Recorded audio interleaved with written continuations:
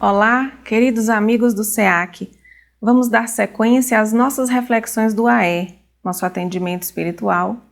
E seguindo a programação, o tema para hoje é a parábola do filho pródigo, que está registrado no Evangelho de Lucas, capítulo 15, versículos 11 a 22. Primeiro, gostaria de pedir licença para trazer um antigo conto judaico, segundo o qual a verdade decidiu visitar os homens, sem roupas e sem adornos.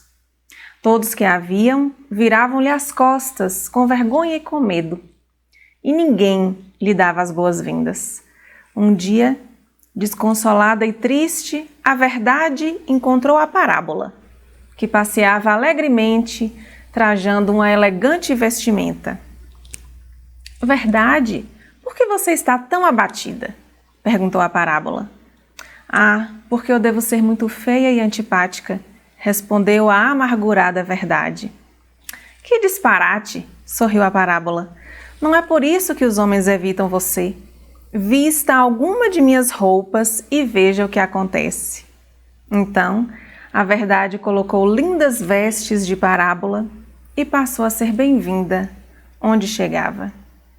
Expressando a milenar sabedoria popular, o conto ensina que o homem, na sua imaturidade espiritual, não gosta de encarar a verdade sem adornos e sem enfeites.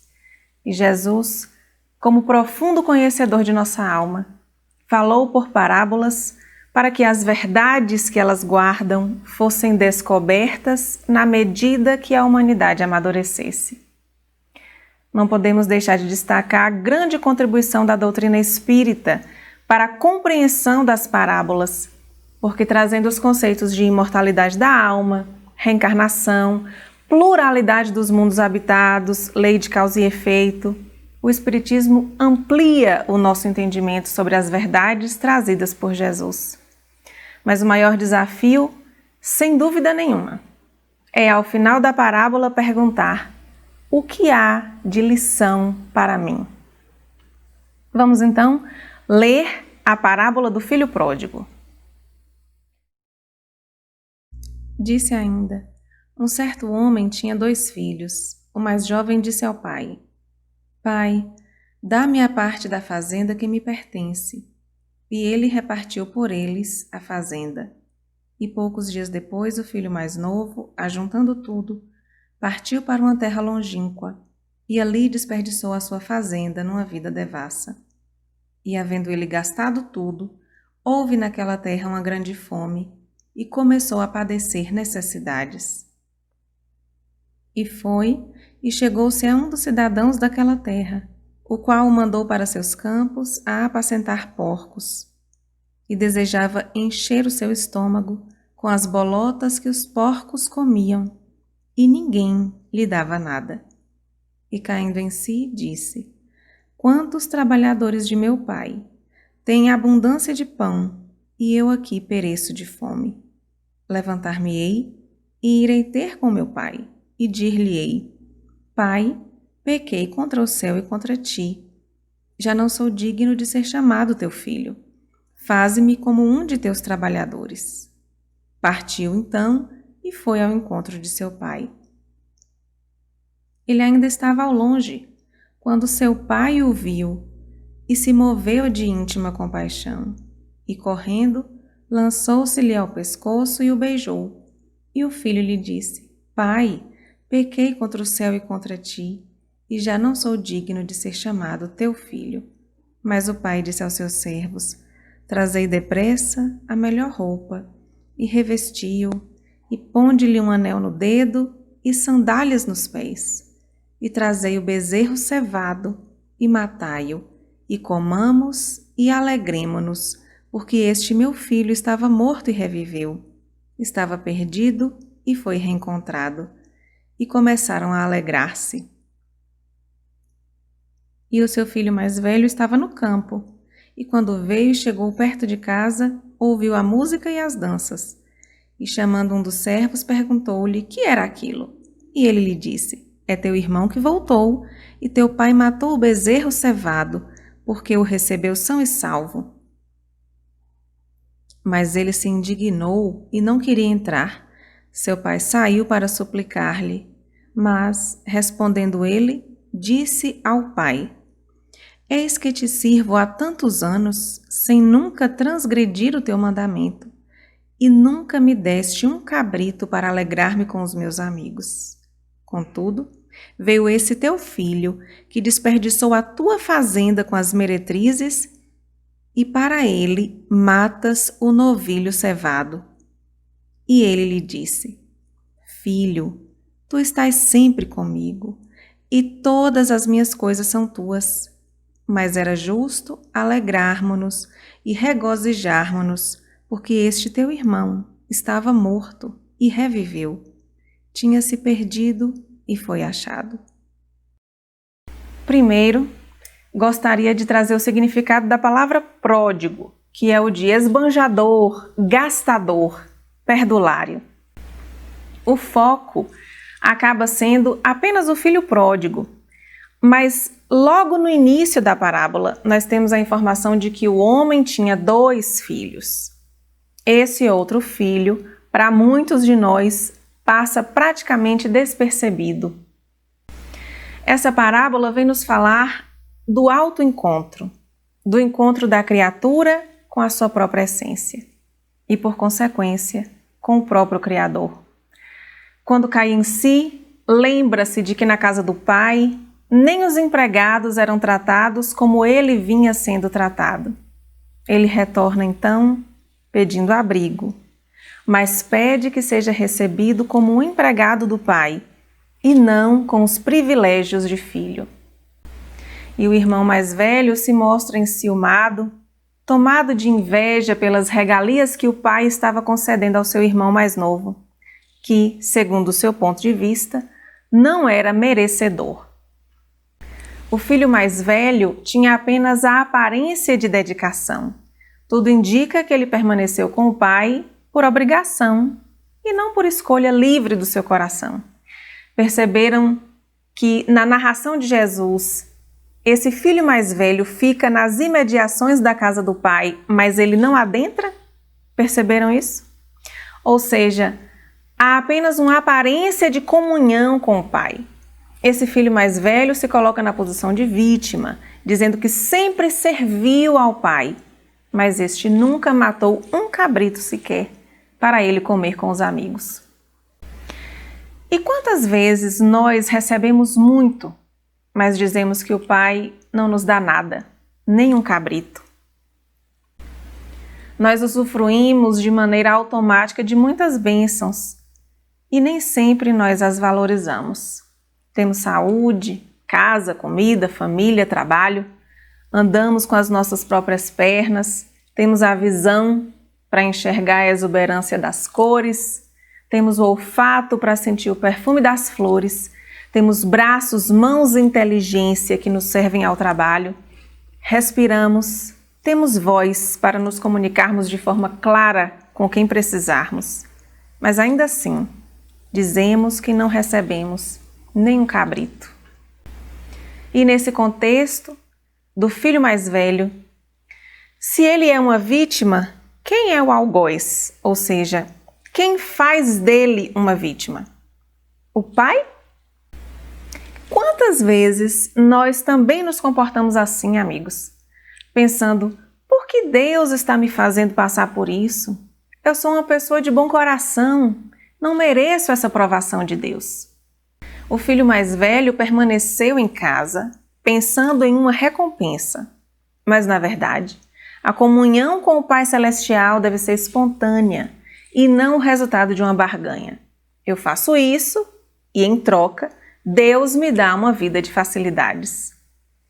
O filho enciumado queria que o seu irmão mais novo, que é o filho pródigo, fosse banido e rejeitado para sempre.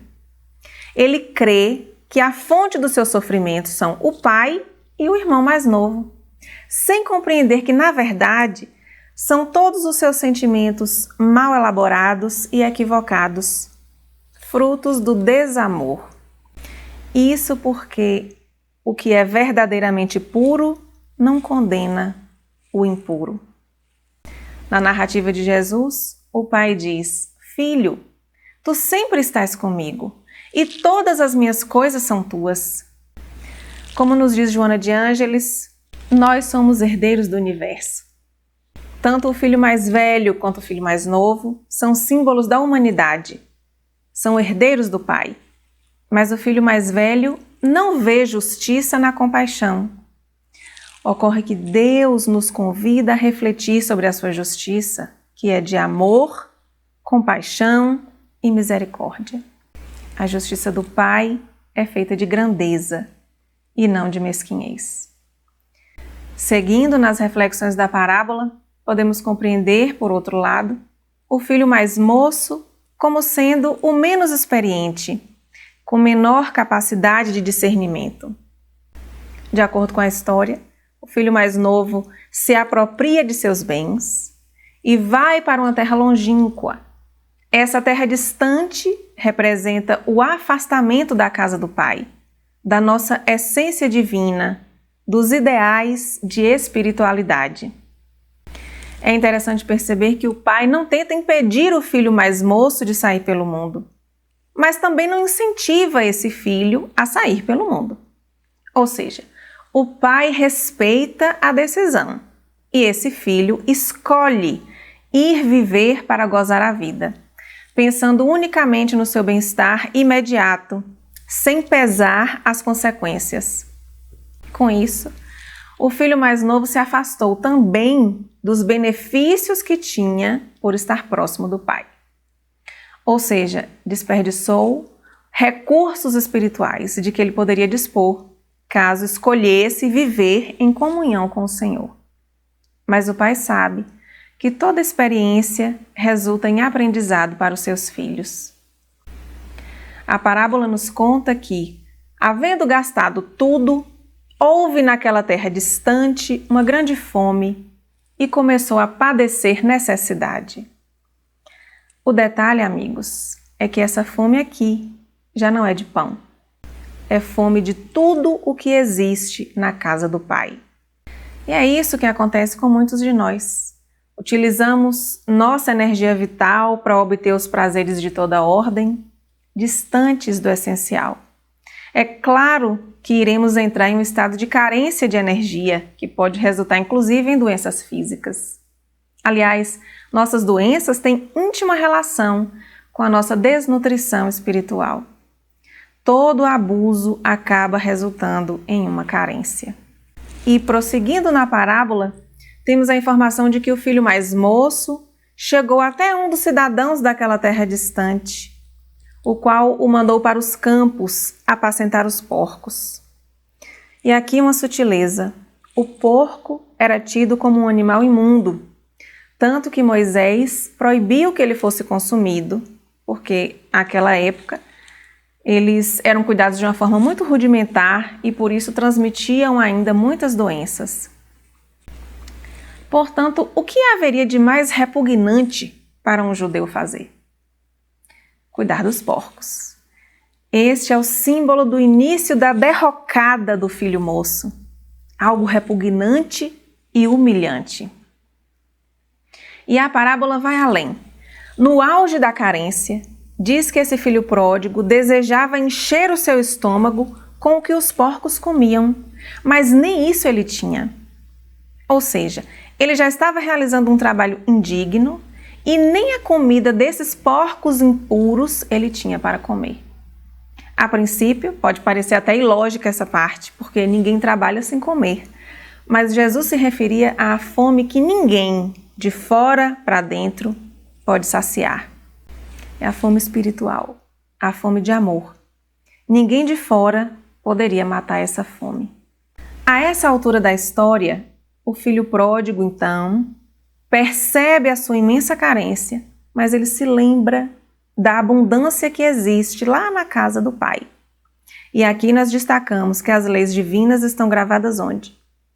Em nossa consciência, como nos esclarece o Livro dos Espíritos.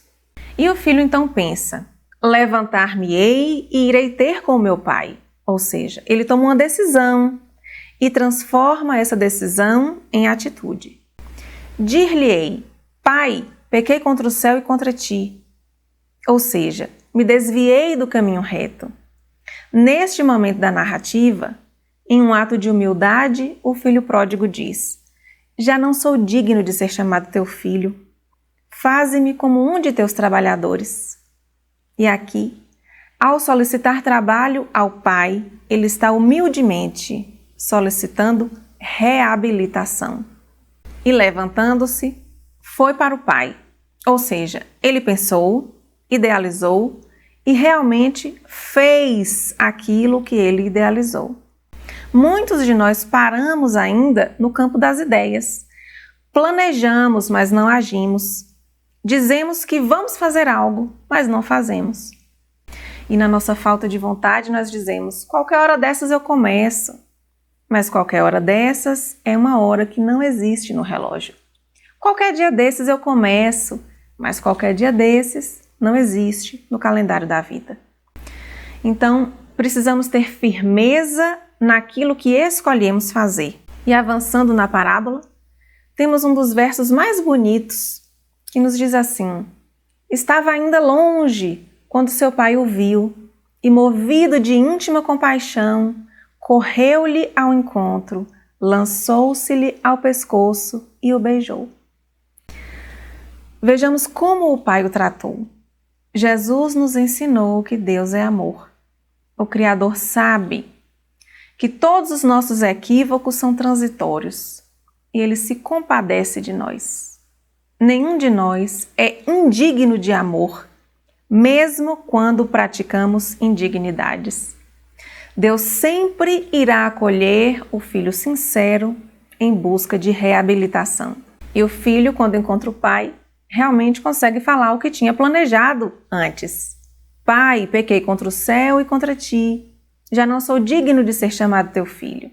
Aqui nós temos a voz da consciência gritando no íntimo da criatura. É a necessidade de reabilitação. Portanto, amigos, lembremos que a justiça é certeira, mas ela anda de braços dados com a misericórdia. Que a parábola do filho pródigo, também chamada de parábola dos dois filhos, possa provocar em nós reflexões profundas e nos mover na direção do amor, de forma que cada um busque sempre a casa do Pai, busque sempre estar em comunhão com o Pai, mas não por obrigação, não por medo, mas por compreendermos que somente ali a nossa fome é saciada e o nosso coração é preenchido de significado. Nós desejamos a todos uma semana repleta de boas escolhas. Que cada um esteja receptivo para sentir neste momento o abraço terno e amoroso de Jesus, esse irmão zeloso que nos acompanha em cada passo da estrada. Fiquem com Deus.